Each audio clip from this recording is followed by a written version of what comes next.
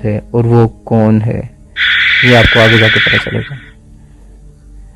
दोस्तों Kashif first floor पर office area check करने के बाद सेकंड पर स्टोरेज देखकर थर्ड फ्लोर की तरफ चला जाता है तो अचानक से थर्ड फ्लोर की लाइट्स ऑफ हो जाती हैं जबकि सेकंड और नीचे फ्लोर पे लाइट्स आ रही हैं।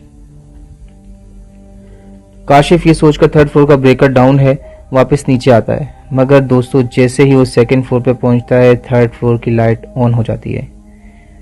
काशिफ दोबारा से थर्ड फ्लोर पे जाता है मगर एक बार फिर थर्ड फ्लोर की लाइट ऑफ हो जाती है जैसे कोई ब्रेकर को ऑन ऑफ कर रहा हो। दोस्तों क्योंकि इस बिल्डिंग में काशिफ के अलावा कोई मौजूद नहीं है इसलिए काशिफ को खौफ महसूस होने लगता है। काशिफ अब फैसला करता है कि ग्राउंड फ्लोर पर ब्रेकर रूम को जाकर चेक करेगा। दोस्तों अभी वो सेकंड फ्लोर की तरफ ही बढ़ता है, एक बार फिर थर्ड फ्लोर की लाइट्स ऑन हो जाती हैं। दोस्तों क्योंकि